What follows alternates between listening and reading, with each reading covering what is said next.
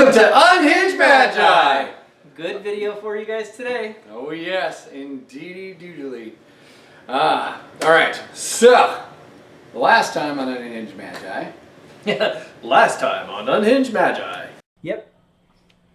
So there we go. Yeah, I'd rather play Standard. Standard. Really standard than Commander. Yeah. Alright, so, yes, Standard is awesome. It is fantastic. It is fun to play. I mean, they print out new sets, so your decks are always going to be changing. Things rotate in, things rotate out. We're up to core set 2021. I mean, that's fantastic, right? You don't have to deal with the same cards over and over and over again. It's always rotating. And when you have brand new cards, new things are going to happen. You're going to have a new meta. You're going to have new instances. You're even going to have new gameplay. And new additions to the ban list. That's right. New additions to the ban list is fine sometimes. It's terrible that they do ban cards. I get it.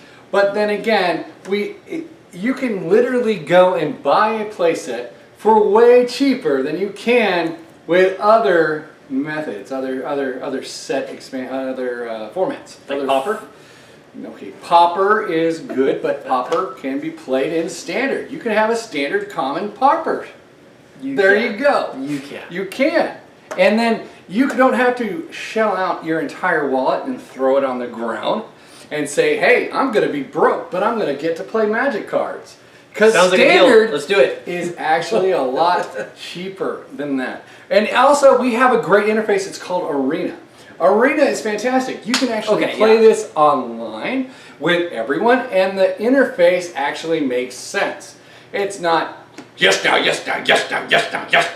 where you just want to blow your brains out for playing the game. That was an MTGO reference. Yes, it was, because MTGO sucks. Unless, of course, they actually did bring the Arena interface to MTGO. But that's a different topic entirely. It had all the cards. Yeah, that would be kind of cool. Yeah, that would be freaking awesome. Yeah. Now, Standard is enjoyable. It always changes. It's fantastic. Everybody can get into Standard pretty quickly.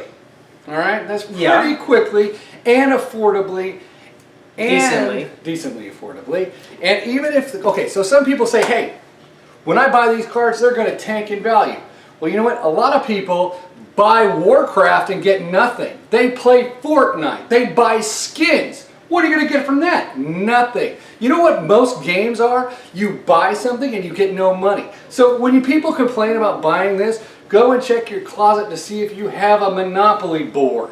See if you have anything, like maybe you have a Lego set that you've glued together. Is this where I retort?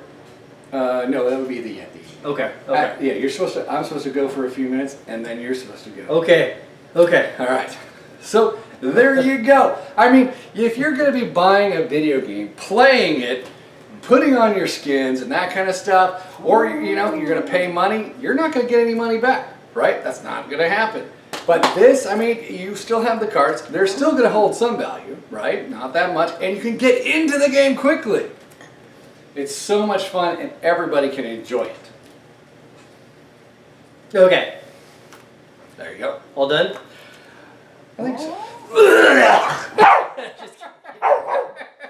Okay, now I don't know how much of that was serious, but hey, Stuart, so going back to reality from all this, there was definitely some good information in there, and there was some hype, I'd say. Let's lovingly call it hype, because there's videos I've even made in the past in my channel where I'm discussing how Standard, after so many years, can actually be more expensive than if you actually go in and play Legacy or some other formats. Specifically because, like, you play some more eternal formats, you can have a deck and keep rotating and playing it for like a long time. So in some ways you might pay more money to get in, but then several years later those cards are still worth money, which is one thing. And then past that you can still keep playing the format, whereas you go and spend a bunch of money on Standard, then they all rotate out, and now you're forced to go buy even more cards. And so it's some amount of time you look back and you see all these cards you're first of all not playing with anymore, but then you actually like constantly had to like hemorrhage money out of an account just to keep it like a standard legal deck. And that's actually happened to me for a few times. And there's even times where when they design the sets badly and you have just like one deck that ends up being like a dominant deck, then everybody wants those cards. So everything else in the set is completely cheap and worthless. But then you have like just these narrow like 40 cards that are actually like expensive because those are the ones everybody wants in the format. And so you spend like over $1,000 building like a tier 1 standard deck. But then you can't actually... $1,000 for a tier 1 standard deck? When has it ever been $1,000 for a tier 1 standard deck? Okay, I can't say like these dates, but I'll have to like research that and maybe even put it up on the screen or something like that. Has there actually ever been one?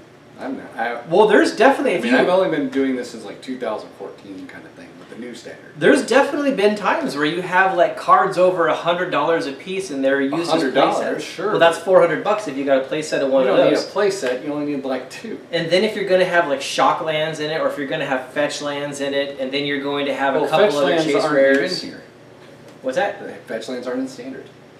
You know what's an easy way to do this? You could even like look on MTG Goldfish at like other decks that have been big for a while, and you can look at like the prices there. I know I've looked at standard decks and seen them over $500-600. However, I know I've seen that. You can make a standard deck much cheaper than a vintage deck. Vintage, yes, but old school, I'd say no. You can make a very good old school deck for pretty cheap, and you can even make some good modern decks for pretty cheap, and those are eternal formats. That are going to be competitive? Yes. Yes. Well, yeah, for old school, I agree. But... and modern, too. You can hit that in modern. So anyways, so that's one side of the coin. Then another side of the coin is like, you were comparing it to like all like Monopoly and all those kinds of games and stuff like that. Well, a lot of people don't typically spend a lot of money on Monopoly and a lot of those other board games. And they've been... But they do on Warcraft. Okay, well, I'll get to that. And they have bought like a board game kit, like Settlers of Catan or Dominion or Monopoly, something that's like big and it's been big for a while, and you can keep getting a lot of usage out of that kit. And you don't necessarily have to always buy new ones because, you know, the game itself actually has a really good design. You can say the same thing about a deck of cards, like the 52 cards and a normal deck of cards. They're not complicated, they're not expensive. There's a whole lot of games you can play with it, and people have done it for like, you know, the big portion of their lives for some people, because you can just do so much with them, and that could be a really good example of what makes an actual really good game. So you're not necessarily going to spend a ton of money on every other game. And then for the Warcraft comment, or the skins, most games that actually allow skins and they monetize their game by actually selling skins and like overlays and stuff like that, a lot of those games, you don't actually have to buy that stuff. Those are just like ways to accessorize. So like Dota is a really good example. Like if you're going to compare Dota and League of Legends, they're very similar games, but in Dota you don't actually enhance your character at all by doing all these skins. But in League of Legends you do, so you actually could make an argument for spending money in League of Legends to improve your character, but not necessarily in Dota. And in World of Warcraft, if you actually just have the time to put into it, you can build a huge character. Just with those monthly fees, you're just going to have to put in a huge amount of time. But you can, of course, go on like player auctions or something, and you can buy upgrades to your World of Warcraft character and have people deliver it to you in-game. There is that, so that's one way to actually do it. So I don't know, there's a bit of a back and forth, but that sounds like I'm really disagreeing with you to a large extent, but you know what, I'm not completely, because I think a lot of what you said is actually valid. And Standard is cool because it rotates. It does always have like a fresh feeling to it. It is definitely cheaper to some extent than other formats, and also when they balance it better, I think the cost comes down. Because when they do a better job balancing, you're not going to have that one dominant deck. So in the entire pool of cards, there's only like 10 cards everybody wants and everything else is crap. If they balance it better, you're going to have more viable decks. Exactly. Which means that it's going to be cheaper because they're always having to balance out with the other ones. True, true. And so that's kind of like why I loved Ikoria, because it had a new flavor, a new nuance with the mutations and all that kind of stuff. That's true. It's just so much fun. That's valid. And I do like the Zendikar Rising, the new lands that they have. Theirs are so cool because of the new spell. The spell lands are cool. That was just fantastic. I gotta give it up. I really like that brilliant mechanic. Idea. But that's valid. I also like to explore Modern and try to figure out a way to make a new Tier 1 deck out of all those infinite cards. That is very cool. That is so much fun, and it's a spectacular way to start thinking on how to beat all the other Tier 1 decks to make your Tier 1 push on through, and I think that's fun. Yeah. And I do love old school as well. Yeah. Because I have such a nice nostalgia to it, plus you have also so many cards, you can still make almost any combination of cards that'll work well together, because it's still very well balanced, and that is the brilliance of it. Yeah, I have the most respect, actually. For me, my Tier 1 respect of somebody is when a person comes into a format that's existed for a while, and they create a new deck that the world has never seen before. Oh, yeah. And they do really well with it. In my eyes, that's like so much above someone that just comes in and takes a net deck and just pilots it well and ends up getting a win. Of course, there's always some level of respect for winning. I'm not like, I don't look down on people for winning, but a person who net decks and wins, a person who net decks and wins is definitely not on the same tier in my mind as somebody who creatively comes up with their own build and then wins. Like, I have huge respect for that. In fact, that's what I try to do. Comes up with their own deck and loses. Well, then there's spicy. They're spicy. That's how we describe that. It's a spicy deck. Because I've done that.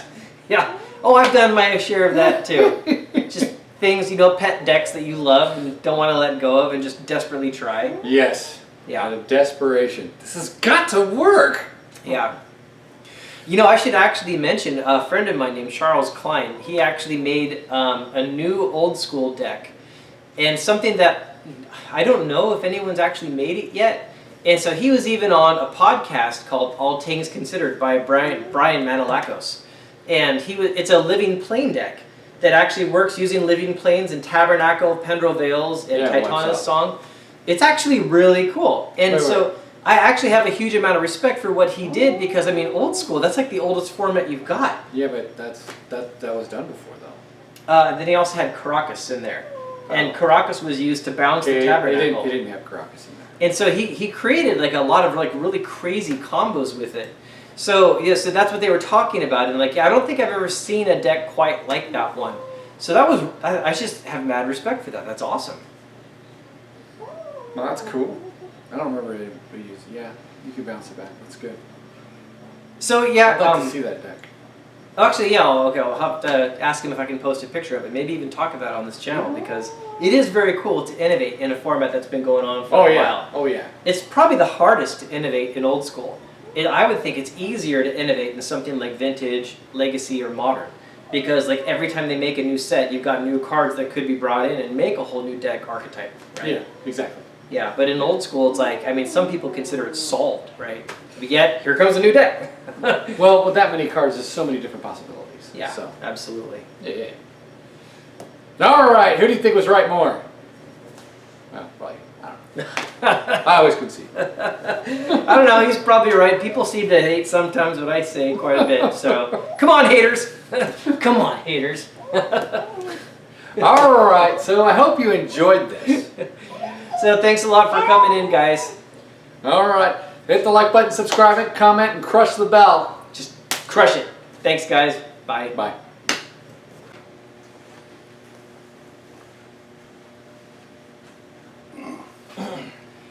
All right, should I just go right into it, or?